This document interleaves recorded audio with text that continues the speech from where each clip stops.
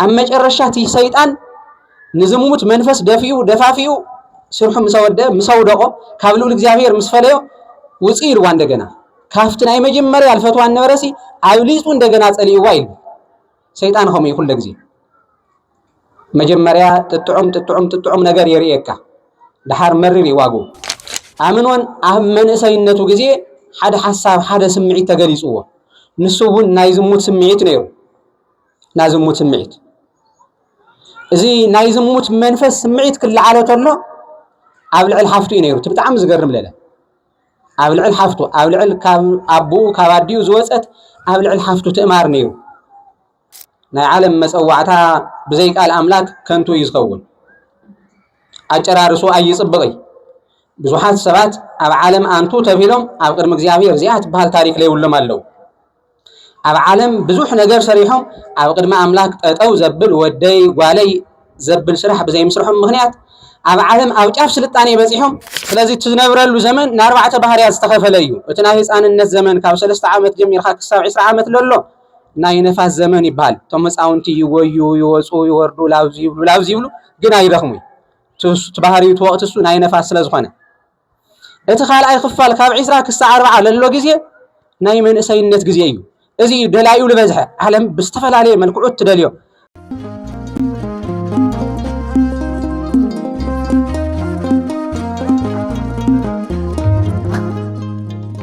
በስመ አብ ወወልድ ወመንፈስ ቅዱስ አሐዱ አምላክ استخبሩ ልቃላፍ የኔታ ኮከብ ናይዚ ዓብይ ዝደብርዚ ዋና ማሓዳሪ ዝተኸበሩ መምህር ዘኪሮስ ናይዚ ደብርዚ ስብከተ ወንጌል ክፍሊ ሓላፊ ክቡራን ለይቲ ኣብ ግልጋሎት ሓዲርኩም ሕዚ ድማ ምስ ደቅኹም ኣብዚ ቅዱስ ኣውደ ምሕረት ኮይንኩም ደቅኹም ኣብነት መሪሕ ኮይንኩም ክትመሃሩ ከተምህሩ መሪሕ ኮይንኩም ኣብዚ ኣውደ ምሕረት ለለኹም ክቡራን ኣቦታት ኣይንተ እግዚአብሔር أبو كهنات أحوات دياقونات كابرحو كابقربا زمصاهم كواكوت بيت كريستيان مؤمنات زعاهم زناسهم أبز قدوس أو دمرت تاكهم كلهم دحنا دوعيناتهم معنتي نمهارلو رئيسة تمرتي برهان عالم قدوس باولوس كاب صحافو كاب خلاي تيموتيوس أما رافلته أو قطر عسران خلتن للو هايله قال مبغس غيرنا كل نغاغرينا قالو خمزي يبل غييا لفتوى تورزوت غييا لفتوى تورزوت وديغنا لصدق ولا هيمانوت سلام وفقر مثل كلهم اللي يصيو ولا እግዚአብሔር በልብ ንጹህ እበይ ወለ ነገር እበድ ወተሐሰሶ ከንቱ ወስላቅ ተአምር ከመመቅሰፍተ ያመጽ نتا خفتي نايمن سينت دليت هدما رحقا مستوم بنصوه لبي نغويتا لصوعو قدوسان دما نسلام نفقري نهايمانوت نحقي تختلا لبل قاليو سلا قالو املاكنا እግዚአብሔር ይخبر ይመስገን ታይና ንብለለና ጉየያ ለፈትወተ ወርዞት ነታ خفتي ናይ መንእሰይነት ወይም ናይ ጉብዝና ድልየት ነታ خفتي ናይ ጉብዝና ድልየት ህደማ ረሐቃ በዝርእሰ ትምህርቲና ክንመሃር እዚ ቃልዚ ዝንረኽቦ ኣብ ካልኣይ ጢሞቴዎስ ኣብ ምዕራፍ 2 ኣብ ቁጥሪ 22 እዩ እዚ ቃልዚ ዝጻሓፎ በበዝሕ ጽሕፈቱ ዝፍለጥ በስብከቱ እውን ካብ ጫፍ ናብ ጫፍ ዝበጽሐ ቤተ ክርስቲያን ብርሃነ ዓለም ናይ ዓለም መብራህቲ ናይ ቤተ ክርስቲያን ማህቶት ኢላ ትጽውዖ መጀመሪያ ቤተ ክርስቲያን ከይትትከል በኽልተ እግራ ደው ከይትብል ዘሳድድ ዝነበረ ድሕር ናይ ደማስቆ መጸዋዕታ ግና ንሱ ትዘሳድድ ዝነበረ ባዕሉ ስለ ቤተ ክርስቲያን ዝስደድ እቶም ቃሉ ዝተናገሩ ከ10 ደብዳቤ ሒዙ ዝወፀ ድሓር ግን ድሕር ናይ መንፈስ ቅዱስ መጸዋዕታ ስለ ቃሉ ባዕሉ ዝእሰር ዝኾነ ብርሃነ ዓለም ቅዱስ ጳውሎስ ይተናገርዎ ብርሃነ ዓለም ቅዱስ ጳውሎስ ኣብ ቤተ ክርስቲያንና በበዝሒ ጽሕፈቱ ኣብ ሐዲስ ኪዳን ካብ ንጽሓፉ ጸሓፍትታት ኣብ ቅድሚት ዝስራዕ እዩ 14 መልእኽታት ዝጽሓፈ እዩ ኣጽሓፉ ድማ ፍልይ ዝበለ እዩ ናይ እግዚአብሔር ቃል ይሰብኽ የምህር ስለ ቃሉ ማእሰርት ተጋጥሞ ድማ አፍትን እስር ቤት ኮይኑ ቃሉ ብምጽሓፍ ነቶም ዝምሃሮም ዝመኸሮም ምእመናን ደጊሙ ድድሕሪው ተልዒሎም ጸለእቲ ካብቲ ሓቂ ከየውፅዎም ኣብ ውሽጢ እስር ቤት ኮይኑ ነቶም ዝኣመኑ ምእመናን ንዝገጥሞም ፈተናታት ከመይ ክጸንዑ ከመይ ክሓልፉ ከም ዘለዎም ዘምህር ዝጽሕፍ ዝመክር ዝነበረ እዩ። ስለዚ ቃል ዝልጽሓፎ ብርሃነ ዓለም ቅዱስ ጳውሎስ እዩ። ዝተጽሓፈሉ ድማ ኣብ ውሽጢ እስር ቤት እዩ ቃል ዝተጽሓፎ። ኣብ ናይ ሮሜ ብርሃነ ዓለም ቅዱስ ጳውሎስ ኣብ ካልኣይ እስራቱ ስለ ወንጀል ኢሉ ኣብ ዝተኣሰረሉ ኣብ ሮሜ ኣብ ውሽጢ እስር ቤት ኮይኑ ይጽሒፍዎ ዘሎ። ብርሃነ ዓለም ቅዱስ ጳውሎስ ኣብ ውሽጢ እስር ቤት ኮይኑ እውን ቃሉ ምምስካር ኣይሓፈረይ፣ ቃሉ ካብ ምምስካር ኣየቋረፀይ። ንሕና ተመችዩና ፈጣሪ እግዚአብሔር ጥዕናና ሓልዩና ቤተ እግዚአብሔር ክንመጽእ ላኻአና ኣብዚ ቅዱስ ገዝኡ መጺና ክነምስ ይኹን ንግሆብ ዝመጺና ተባሪኽና ክንኸይድ ላኻአና ብዝተፈላለየ ምኽንያታት ካብ ቃሉ ካብቲ ናይ ገዝኡ በረከት ድሕር ንብር ኢና። ብርሃነ ዓለም ቅዱስ ጳውሎስ በአካል ኣብ ዘርክበሉ በአካል ኣብ ዘይርክበሉ ኣብ እስር ቤት ትኾን ተለውን ናይ እግዚአብሔር ቃል ካብ ምምስካር ድሕር ኣይበለን። ካብዚ ህይወትና ክንርኢ ይግበአና። ኣምላክና እግዚአብሔር ብሰላም ብጥዕና ሓልዩ ካብ ዓመት ናብ ዓመት ካብ ወርሒ ናብ ወርሒ ካብ ዕለታት ናብ ዕለታት ካብ ሰዓታት ናብ ሰዓታት ተሸጋግርና ተሎ ኣብዛ ቅዱስ ገዝኡ መጺኻ ቅዱስ ቃሉ ምስማዕ ዓቐብ ዝኾነና ኣሎ። ወለድና ለቤተ ክርስቲያን ለጽንሕና ግን ከመይ ላብል ኣብ ውሽጢ እስር ቤት ኮይኖም እውን ኣነ ተተኣሰርኩ ናይ እግዚአብሔር ቃል ኣይእሰሪ ኢሎም እዮም ኣብ ውሽጢ እስር ቤት ኮይኖም ቃሉ ልምስክሩ ዝነበሩ። ስለዚ ብርሃነ ዓለም ቅዱስ ጳውሎስ ዝኻልኣይ ጢሞቴዎስ መልእኽቲ ጽሕፈተሉ ኣበይ ኮይኑ ኢለኩም ኣለኹ? ኣብ ውሽጢ እስር ቤት። ኣብ ውሽጢ እስር ቤት ኮይንኻ ናይ እግዚአብሔር ቃል ምጽሓፍ ስለ ንዑ ተኣሲርኻስ ኣብ ውሽጢ ኮይንኻ እውን ስለ ንዑ ምምስካር ክንደየና ይከብድ ብጣዕሚ መጨነቕ እዩ። ከይትናገር እዚ ስምዚ ከይተልዕል ተባሂሉ ኣብ ውሽጢ እስር ቤት ኣትዩ እንደገና ውሽጢ እስር ቤት ኮይኑ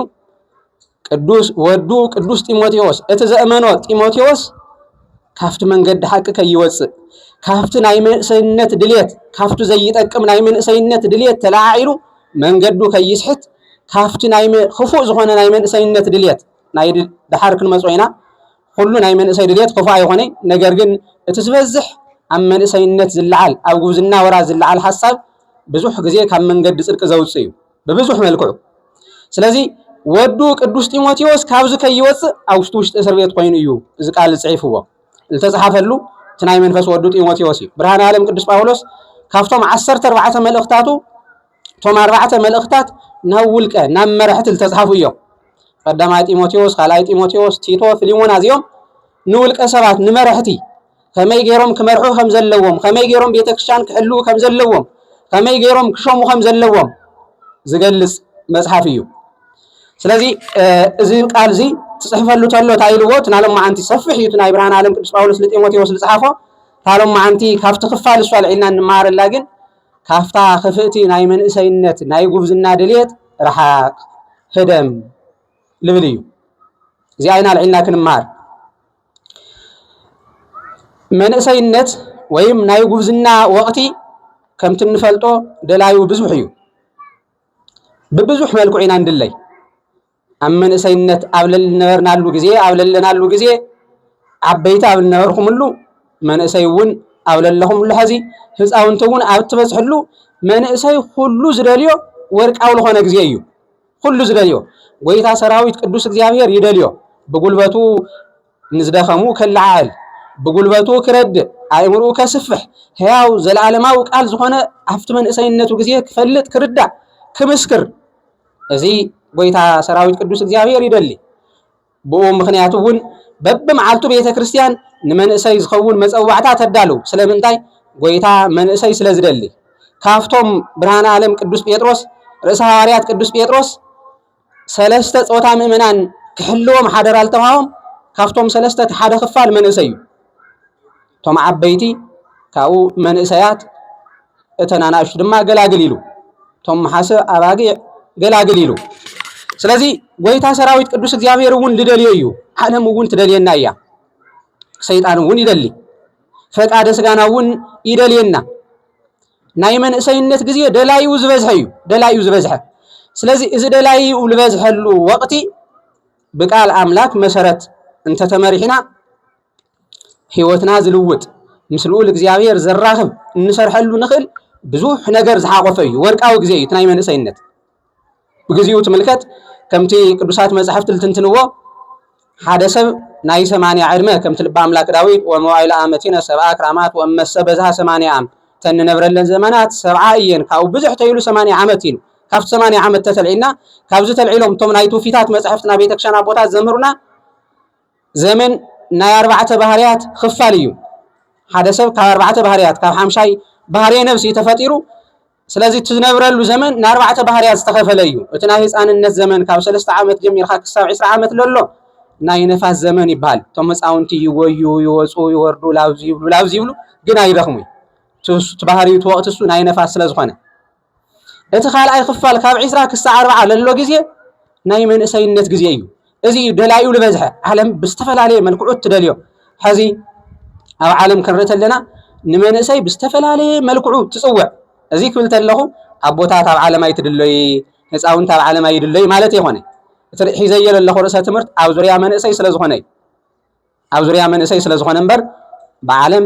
ነቦታት ንዓበይቲ ካብ ዓበይቲ ምኽሪ ካብ ዓበይቲ መንገዲ ካብ ዓበይቲ ተመክሮ ዓለም ሰፊሑ ትደልያ ግን ትሒዝናዮ ዘለና ምስ መንእሰይ ዝተሓዝ ስለ ዝኾነ ጥራሕ ይልናገር ዘለኹ ስለዚ ዓለም ትደልዮ ዓለም ብዝተፈላለየ ምኽንያት ትጽውዖ ግን ዓለም ትጽውዐና ተላ ግዜ መሰረቱ መጸዋዕታና ብቃል አምላክ መሪሕና ብቃል አምላክ ተተሪእስና እንድሕር ለይኸድና ናይ ዓለም መጸዋዕታ ብዘይ ቃል አምላክ ከንቱ ይዝኸውን አጨራርሱ ኣይጽብቕ ብዙሓት ሰባት ኣብ ዓለም አንቱ ተቢሎም ኣብ ቅድሚ እግዚአብሔር እዚኣ ትበሃል ታሪክ ለይብሎም ኣለው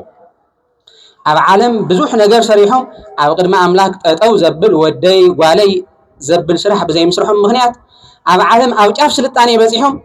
እቲ ስልጣኔኦም ምስቲ ስልጣኔ ዝሃበ ጎይታ ሰራዊት ቅዱስ እግዚአብሔር ዝተናበበ ስለ ዘይኾነ ኣብቲ ዘይሓልፍ ቦታ መጸግዒ መጽለሊ ምዕቆብ ዝሰኣኑ ብዙሓት እዮም ስለዚ ዝከይኸውን እዚ ናይ መንእሰይነት ግዜ እዚ ወርቂ ዝኾነ ግዜ መን ክቅድም ኣለዎ ናይ እግዚአብሔር ቃል ደድሕሪኡ ኣብ ዓለም ለሎ ስልጣኔ ኩሉ ክንጥቀም ጎይታ ሰራዊት ካብ ገነት ላብዚ ክንወርድ ተለና ንምድሪ ተገበራ ኣብ ምድሪ ዘሎ ነገር ኩሉ ክንጥቀም ክንሰርሕ እዩ ላብዚ ንመጻናሉ ሓደ ዕላማ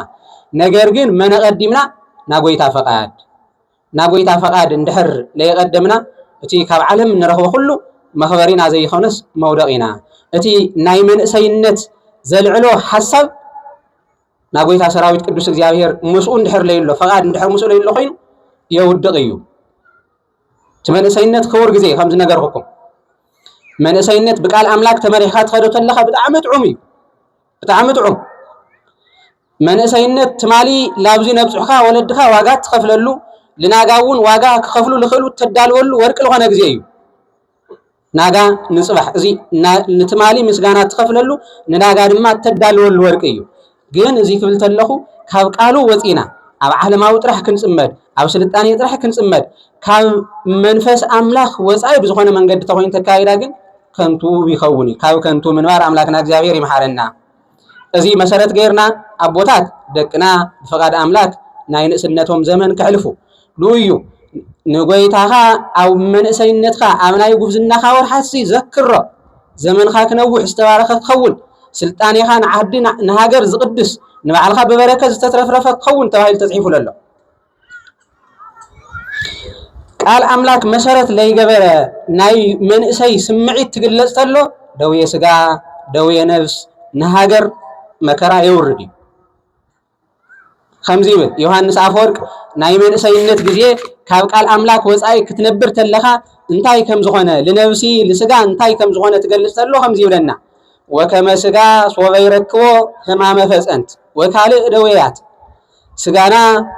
እቲ ዝመሓላለፍ ሕማም ካብ ሰብ ናብ ሰብ ዝመሓላለፍ ከምኡ ድማ ብዝተፈላለየ ምኽንያት ዝለዓሉ ካልኦት ሕማማት ክለዓልዎ ተለው ይደክም እምሃይሉ ከማሁ ነፍስኒ ትደክም በመዋኢለ ውርዛውየ ከምኡ ድማ ነፍሲ ኣፍቲ ናይ እግዚአብሔር ስም ዘይውጽውዐሉ ናይ መንእሰይነት ግዜ ትደክም ተሐምም ኢሉ ናይ ጉብዝና ወርሓት ካብ ፈቃድ አምላክ ክንወጽእ ተለና ነፍስና ተሐምም እያ ዮሐንስ አፈወርቅ ናይ ጉብዝና ወርሓት ናይ ጉብዝና ወቅቲ ናይ ጉብዝና ግዜ مسقال أملاك كيتنا كافقاد أملاك وزينا كنخيط لنا خمزي اللي قال له سجا حمام رخيو كابسون حمام كرخوة له قلبته كم زدكم كله نفس ما بتي بفقارو زي مرح نايجوز الناس معيد كتمرح تلا تدوي تحمم هاجرون تحمم بعنا ون دوي سجا دوي نفس يرخبنا خمزي اللي قال له وعمسي مس جزي رسال نايشم قلنا وقتي اتي ناي وعي زمن حلفت التلوجن اتسقى تعنا رخيو لاو قلوته كم زمن لسولو شم قلنا وقت تمسطلو እግዚአብሔር ተስታውሰሉ ግዚያት እቲ ዝጭፍር ዝነበረ ብርክድ እንዝዝ ክብልተሎ እቲ ብርሑቅ ዝርኢ ዝጥምት ዝነበረ ዓይኒ ፍዝዝ ክብልተሎ እቲ በብመዓልቱ ሰውነቱ ገሪጹ ወይም ገሪጻ ትኸይድ ንሱ ድኽም ትብልተሎ ግን ነብሲ ትጥዒ ትድሕን ይብል ስለዚ ጉብዝና ወርቃዊ ጊዜ እዩ ወርቃዊ ዝኸውን ግን ምስ ፈቃድ አምላክ ትኾን ተለይ ካብ ፈቃድ አምላክ ክወፅእ ተሎ ግን ናይ ነብሲ ደውየ እዩ ብማል ዮሐንስ አፈወርቅ ይገልጽ ኩሉ እዚ ትብል ተለኹ ኣብ ጉብዝና ለለኩም ሙሉ ኩልኩም አምነን ሕለልኩም ለሎ ነገር ረይዎም ብኡይኹም ተቃኒው ሓንቲ ነገር ከልዕል ተለኹ ኣነ ኣባይታ ኢሎ ናይ ጉብዝና ስምዒት ኣባይታ ኢሎ ታይሎ ጉብዝና ዝወለዶ ነገር ካብ እግዚአብሔር ልፈልየኒ ኢልና ኩላትና ክንፍትሽ ካሊ ኣብ ቅዱስ መጽሓፍ ተጽሒፉ ንረኽቦ ናይ ኣምኖን ታሪክ ኣሎ ኣብ መጽሐፈ ሳሙኤል ኣብ ካልኣይ ሳሙኤል ኣብ ምዕራፍ 13 ንረኽቦ ሓደ ታሪክ ምዕራፍ 13 ካብ ቁጥሪ 1 ክሳብ መወዳእታ ንረኽቦ ታሪክ ኣሎ ኣምኖን ወዲ ዳዊት እዩ حفتو تأمار تبهان نيراتو حاون أبيسيروم زبهان نيرو آمنون أمن سينتو جزء حد حساب حد سمعي تجلسوه نسوون نايزموت سمعيت نيرو نايزموت سمعيت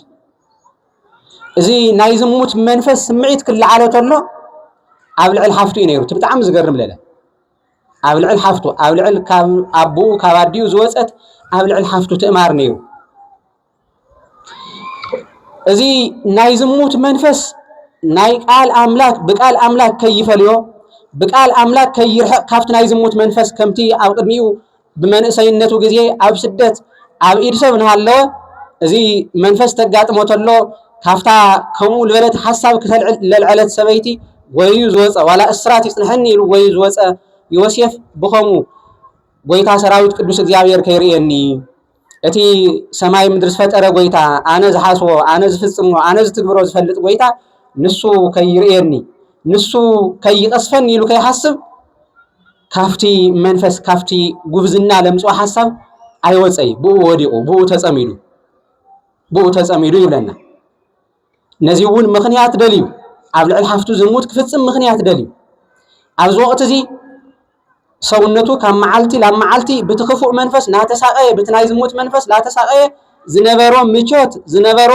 ሰውነት ናቀነሰ መጽኡ ይብል ሓደ ዓርኩ ነይርዎ ታይ ኮይንኻ እስኻ ወዲ ንጉስ ኢኻ ዝጎደለካ ነገር የለይ ታይ ችግርካ ካብ መዓልቲ ላብ መዓልቲ ትቅንስ ለለኻ ኢሉ ሓሲቡ ኣይ ከም ዝገጢምኒ ኢልዎ ድሓር እሞ ታይ ኮይንኻ ሓፍተይ ኮይና ልፈተኽዋ ጸጊምኒ ኢሉ حزي كل جزء عرفتنا تقمتي مرحت من قدنا وعجنا زستخاخلو ودلنا زملو بزحات عرفتهم زلو كله عندنا افتساتهم ذاته وعزقت سوس سكار او استفلالي او زموت كودو زخلو نايغودنا عرفتون اللو نايو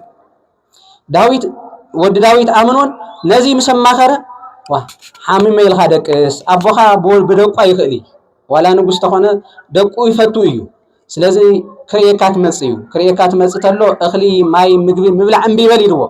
ይሁም ዲኹም ምኽሪ አብየት ሃምዝ ገይርና ሓውና ካብ መንገዲ ጽድቅ ነውርድ ተሃሊና በሐቅ ልብና ክንፍትሽ ይዝግበን ሓውና ላብ ቤተ እግዚአብሔር ክንድስሒብና አፍቲ መጸግዒ እኳ ዘይብሉ ሙሉእ ለይቲ ደው ኢልኻ ዝሕደር መጨፈሪ ንዓ ፍትሕ በል ላውዚልና ንወስድ ተሃሊና ክነስተውዕል ይግበና በሐቂ አፍቲ ቃሉ ህይወትና ዝፍትሽ ቃሉ ሰውነትና ዘስተኻኸል ቃሉ ናብ ቃሉ ናፍቲ ቅዱስ ገዙ ዳክነ ምጽምበር ሰብ ናብ ጥፋት መንገድ ክንወስድ አብይ ኃጢአት እዩ ንባዕልኻን ንሓውኻን ብናይ ክልትዩ ኃጢአት ተጠያቂኻ ትኸውን ስለዚህ እቲ ናይ ዳዊት ናይ ኣምኖን ዓርኪ ከምዚ ኢሉ መኺርዎ ሓሚምኻ ደቅስ ኣቦኻ ስለዚ ጥይቕካ ተሎ ሓፍተይ ትእማር መጽያ ምግቢ ሰሪሓ ተብልዐን ንበል ኢልዎ ብድሕሪኡ ከምኣ ኢሉ ደቂሱ ታምኽሪ ተግቢርዋ ዳዊት መጽዩ ክጥይቆ بلا لستة مقبي حمامها ካብ ችግርካ ኩሉ ካብቲ ዘሳቀየካ ዘሎ ሕማም ክፍውሰካ እዩ ከጽንዐካ ሓይሊ ክኾነካ እዩ ከምቲ እንብሎ ንሕና እኽሊ ሓይሊ ሆነ ይኸውን ሕማማት ይከላኸል ኮ ኢልና ከም ነጽናዕ ሁሉ ከማይሉ አጽናንዕዎ እምበር ሓፍተ ይላኸለይ ምግብ ኣብሲላሳ ተብልዐኒ ኢሉ ሰዲድዎ ብድሕሪኡ እዚ ናይ ጉብዝንኡ ስምዒት ብቃል ኣምላክ ብዘይ ምርኣዩ ምኽንያት ኣብ ልዕሊ ሓፍቱ ዝሙት ፈጺሙ ኢሉ መጽሓፍ ቅዱስ ነግረና ተሎ ኣብ መጨረሻ እቲ ሰይጣን ንዝሙት መንፈስ ደፋፊኡ ስርሑ ምሰውደቆ ካብ ልዑል እግዚአብሔር ምስ ፈለዮ ውፅእ ኢልዋ እንደገና ካፍቲ ናይ መጀመርያ አልፈትዋ ነበረሲ ኣብ ሊጹ እንደገና ጸሊእዋ ኢሉ ሰይጣን ኸመይ ኩሉ ግዜ መጀመርያ ጥጥዑም ነገር የርእየካ ድሓር መሪር ይዋጉ ካብ ሰይጣን ጥዑም ነገር የለይ ግን ኣምሲሉ ስለዘርኢ እምበር ኣብ ሰይጣን ጥዑም ነገር የለይ ሰይጣን ውዱቅ ዕሩቅ ኢሉ ለመጽሓፍ ቅዱስ ካብ ጸጋ እግዚአብሔር ዝተዓረቀ ካብ ክብር እግዚአብሔር ዝተዓረቀ ኣብኡ በረከት ዘይሎ መርገም እምበር በረከት ዘይሎ እዩ ካብ መጀመሪያው ጀሚሩ ሰይጣን ኩሉ ግዜ የውድቀካ ንጽቡቕ ነገር ኣምሲሉ የውድቀካ መጨረሻ መውጽእ ለለወይ መውጽእ ለይውሉ ቦታ ይለትወካ እዞም ኣብ ሱስ ለወደቁ ኣሕዋትና ኣይትሪእዎም ኢኹም ኣብ ስካር ኣብ ሱስ ለለዉ ኣሕዋትና ካኣትው ተለው ናተጫወቱ ናሰሓቁ ብጣዕሚ ስልጣኔ ዝበጽሑ መሲልዎም ናይ ስእቶም ኻሊል ሰልጠነ ሰብ የለይ መሲልዎም እዮም ኣብ ኩሉ ኣብ ዝተፈላለዩ ሱስ ተኣትው ተለው ድሓር ሓመድዮም ልኾን ለለው ሰውነቶም ወዲኦም ቅርሾም ወዲኦም ሰው ክዳኖም ይሓጽሑ ንሪኦም ኣለና እኮ ከመይ ገይሩ ከም ዘውድቆም ኣብዚ ኣምኖን ከምኡ ገይሩ ኣውደቆ ኢሉ ድሓር ኣብ መጨረሻ ናይዚ ውፅኢት እዚ ግን እንታይ ኮይኑ እታ ብቃል ኣምላክ ዘይተረአየት ናይ ስጋ ስምዒት ናይ ጉብዝና ስምዒት ንባዕልኻ ንነብስኻ ንስጋኻ ንኽልቲዩ ከምኡ ቢሉ እውን ንሃገር እውን ጽቡቕ ኣይኾነ ሓጢያት እዩ መቅሰፍቲ እዩ ኢሉ ዘሎ ቅዱስ መጽሓፍ ስለዚ ኣምኖ እንታይ ገጢምዎ እዚ ምስ ፈጸመ ሓዋ ኣቤሴሎም ንባዕሉ ቀቲልዎ ኢሉ ንሓው ቀቲልዎ ሓፍተይ ዘርከስኻ ኢሉ ሓፍተይ ክብራ ዘስአንኻ ሕማቕ ዝሰራሕኻ ኢሉ ቀቲልዎ ኔናድና ብሓደ ሰመለኹም ይኹም ወዶ ሓደራ ከይንገይሽ ስለዚ ልዚ እዩ ብርሃነ ዓለም ቅዱስ ጳውሎስ ካፍታ ናይ ክፍእቲ ዝኾነት ናይ መንእሰይነት ስምዒት ረሓቅ ካብኣ ተኣለ ካብኣ ተፈለ ልቲ ከንቱ ዘምጽእ እበይ ወለ ነገር እበድ ወስላጥ ወተሃሰሶ ከንቱ ተኣምር ከመ መቅሰፍተ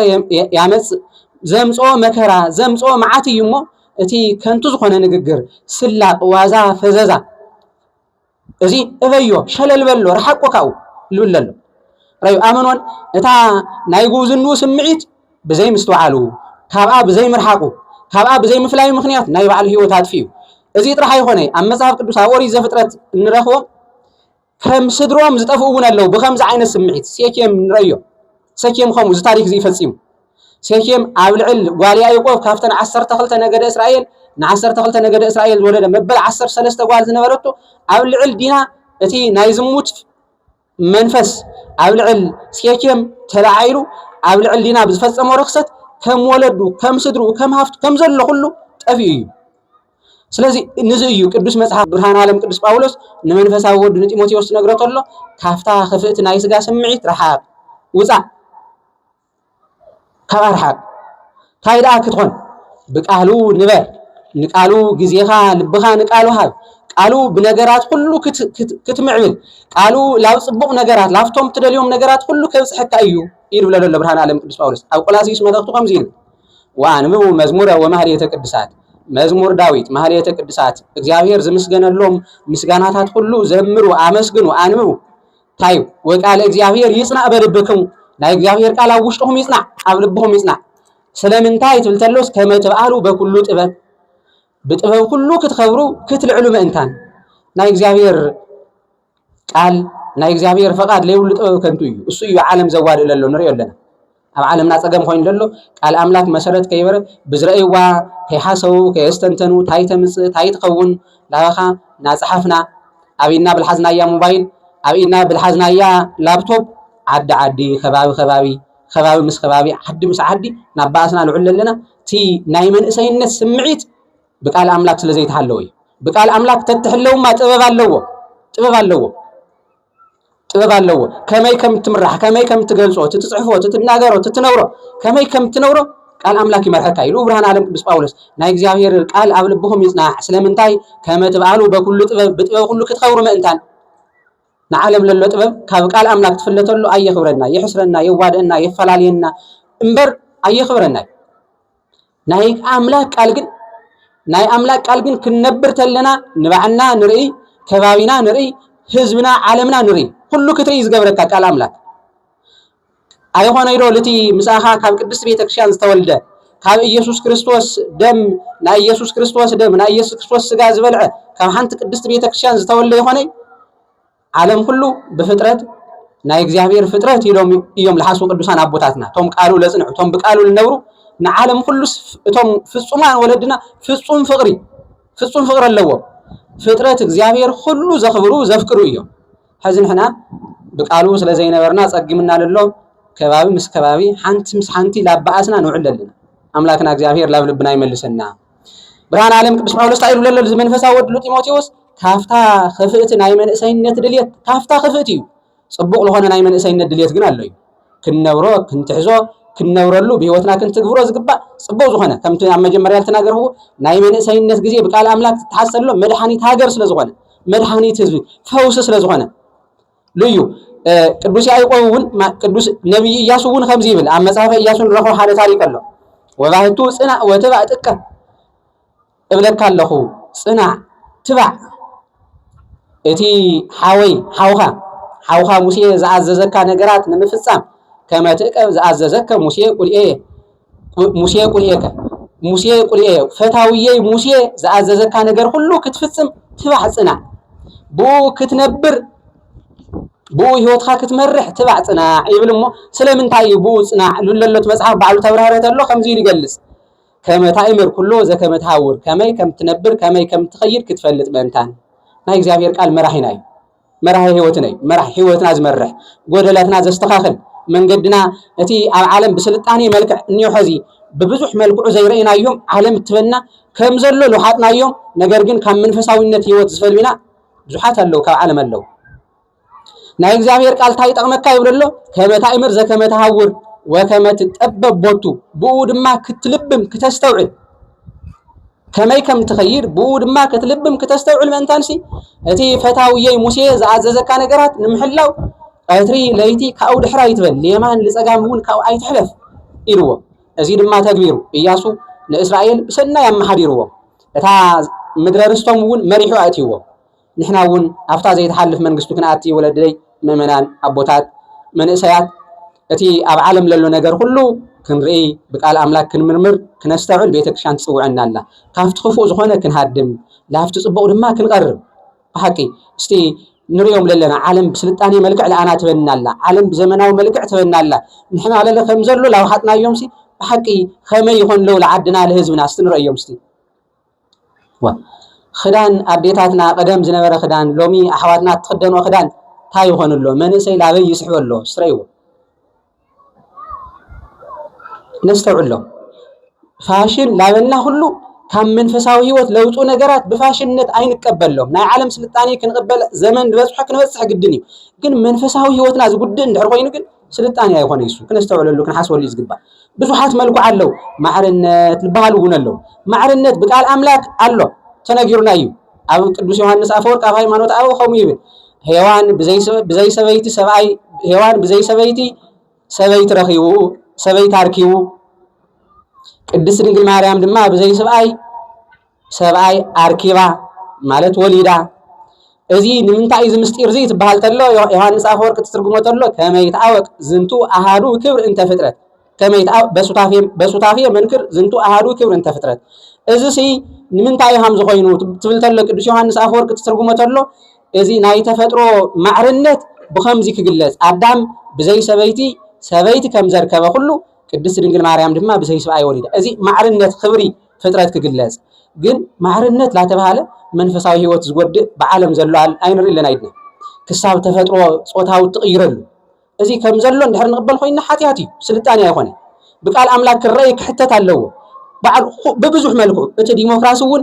ኣብ ቃል አምላክ መሰረት ልገበረ ተኮይኑ ዳንበር ካብ ቃል አምላክ መሰረት ወጻኢ ልወፀ ዲሞክራሲ ኣሎ ብዙሕ ሰብ ዝጎድእ መሰል ናተባሃለ ሰብ ዕንጨት ከምልኽ ሰብ ሙሉእ ለይቲ ክሰክር እዚ ኮታይ ዝወለደ ድዩ እቲ ካብ ቃል አምላክ ዝወፀ መሰል ልብል ኮይ ስሙ ጽቡቕ እዩ ቤተክርስቲያን እዚ ነገር ዝጸላ ይሆንቲ ግን በቃል አምላክ ትኾን ተለዩ በቃል አምላክ ለምንባር ትኾን ተለዩ እምበር ካብ ቃል ኣምላክ ልወፀዳ መሰል ኮይ ኾነ ነፃነት ኮይ ኾነ ባርነት ኮይ ኣብ ዲያብሎስ ዶ ዕረፍት ኣለዩ ዲያብሎስ ባርነት እዩ ኣብ ሱስ ኣብ ስካር ኣብ ዝተፈላለየ ነገር ዓለም ንስጋ ንነብሲ መውደቕ ኣብ ዝኸውን ምውዳቕሲ ባርነት ዳንበር ነፃነት ወይ ማዕርነት ተባሂሉ ዝውሰድ ዝኽበር ኣይኾነ ስለምንታይ ኣብ ዲያብሎስ ነፃነት የለን ኣብ ዲያብሎስ ነፃነት ስለ ዘይለ ኮይ ግብርናተ ዲያብሎስ ካፍቲ ናይ ዲያብሎስ ባርነት ን5,500 ዝነበረ ባርነት ዘውፀና መድኃኔዓለም ክርስቶስ ክብሪ ምስጋና ይብፅሓዮ ሕዚ ዳ ከመይ ጌርና ብፈቃድና ብማዕርነት ላበና ብስልጣኔ ላበና ኣብ ትሕት ዲያብሎስ ኣብ ትሕት ባርነት እምበር ነፃነት ዘይብሉ ገዛኢ ኣብኡ ከመይ ጌርና መሰል ነፃነት ክንረክብ ላው ፀግዕግዕ ንብል ኣለና ሃሙያ ፅጋዕ ለላ ዓለም ንበዝሕ ብፍላይ ኣብ መንእሰይ ዝትናገር ዘለኹ ብፍላይ ኣብ መንእሰይ ሃምድልየቱ ክፅሕፍ ሃምድልየቱ ክናገር ወለዱ ከቃልል ቤተ ክርስቲያን ክዘልፍ ኣፉ ልኸፍተሉ እዚ ብስም ማዕርነት ብስም መሰል ዝመጽ እዩ ግን ባርነት እዩ ነፃነት ይኾነ እዩ ክእረም ክስተኻኸል ዝግብኦ ነገር ተሃሊ ብብቕደም ሰዓው ክእረም መስተኻኸል ግዜ ቦታ ኣለዎ ና ቤተ ክርስቲያን ምስጢር ሓሊፍካ ልጓዳ ንዓዲ ምስጢር ሓሊፍካ ልደገ እዚ ልግበር ግን ዓብዪ ንስጋይ ነብሲ ዘይጠቅም እሞ እዚ ክነስተውዕል ብርሃነ ዓለም ቅዱስ ጳውሎስ ነቲ መንፈሳዊ ወዱ ጢሞቴዎስ እዚ ቃል ዝተቐቢሉ ሰናይ ገድሊ ተጋዲሉ እታ ዘይተሓልፍ መንግስት ወሪሱ እዚ ምኽሪ ሰሚዑ ህይወቱን እግዚአብሔር አረኪው መንእሰይ ነይሩ ነታ ንእሽተይነት ካሲ ማንም ዘቃላ ሰብ ከይነብር ተባሂሉ ተመኺሩ ህፃኒ ነይሩ ወጣቲ ነይሩ መንእሰይ ጢሞቴዎስ ነገር ግን ህይወቱን እግዚአብሔር ዝምቹ ንቃል አምላክ ዝምቹ በቃል አምላክ ዝተገረ ህይወት ነይሩዎ ንሕና ለቆሙ ጌርና ክንነብር እዩ ቃል እዚ ካፍቲ ክፉእ ዝኾነ ናይ መንእሰይነት ባህሪ ክንጎይ ኣፍታ ጽብቕቲ ክንዓስል ንትጽብቕ ክንትግብር ብህይወትና ክንፍጽም እዚ ናይ ለማዓንቲ ትምህርትና እሞ አምላክና እግዚአብሔር ዝተምሃርናዮ ትምህርት ኣብ ኣእምሮና ይሕድረና ታይና ላና ጸኒሕና ካፍታ ክፍእቲ ናይ መንእሰይነት ድልየት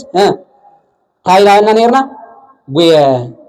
እሞ ኣብ በብከባቢኹም ኣነ ዘይጠቐስወን ምስ መሓዝትኩም ካብ እግዚአብሔር ዝፈልያኹም ክፉኣት ዝኾና ናይ መንእሰይ ድልየት ባዕልኹም ክትጎይወን ኣብ ህሊናኹም ለለዋ ንዓኻትኩም ይኾና ተናነስተ ናገርኹም ድማ ካብ ለማዓንቲ ጀሚርና ክንርሕቀን ስለምንታይ እግዚአብሔር ዝመክር ዝግስጽ ዝናገር ለሎ በህይወትና ክንትግብር እምበር ሰሚዕና ጥራሕ ክንተርፍ አይሆነ ክንነብረሉ እዚ ቃል እዚ ክንነብረሉ እቲ ጎይዎ ዝተባሃልና ክንጎይ ንእግዚአብሔር ሽበልዎ ንሰይጣን እምብለ ይበልዎ ንእግዚአብሔር ተኣዘዝዎ ንሰይጣን ግን ኣይትተኣዘዝዎ ትባሃል ተሎ በህይወት ክንነብር ዳንበር በእዝና ጥራሕ ክሓልፍ አይሆነ በእዝና ጥራሕ ሓሊፉ እንድሕር ኮይኑ ህይወት በረከት ኣይንረክበሉ እሞ እዚ ክብል ተለኹ ኣብዚ ለለኹም ወለድና ካብኡ ጎይኹም ኣብዚ ለለኹም መንእሰያት ካብቲ ዓለም ተቕርበለኹም ድልየት ጎይኹም ቃሉ ክትሰምዑ ኣብ ቅዱስ ገዝኡ ዝተረኸብኩም ኢኹም ካልኦት ኣሕዋት ክትመኽሩ ክትምዕዱ ባዕልኻትኩም እውን ትለለኹም ህይወት ክትቐጽሉ እዩ ትምህርቲ ዝመሃር ዘሎ እምበር ንስኻትኩም ካብቲ ናይ ዓለም ዘሎ ነገር ቃሉ ይሐሸና ዛዕለ እዚኣ ቤተክርስትያን ፅውዕና ኣላ ወለድና ይፅውዕና ኣለዉ ኢልኹም ኣብ ቅዱስ ቃሉ ኣብ ቅዱስ ገዝኡ ለለኹም ኢኹም እዚ ትምህርቲ ዝተግሳጽ ልመንዳይ ትንብል ተለና ንሕና ላው ከይነዘንብል ልኻልኣይ መዓልቲ ቶም ነዘንበሉ እውን ክንመክር ክንምዕድ ምእንታን እሞ ዝተምሃርናዮ ንምትግባር ብህይወት ንምንባር እግዚአብሔር መንፈስ ቅዱስ ይሓግዘና ወስብሐት ለእግዚአብሔር ወለወላዲቱ ድንግል ወለመስቀሉ ክቡር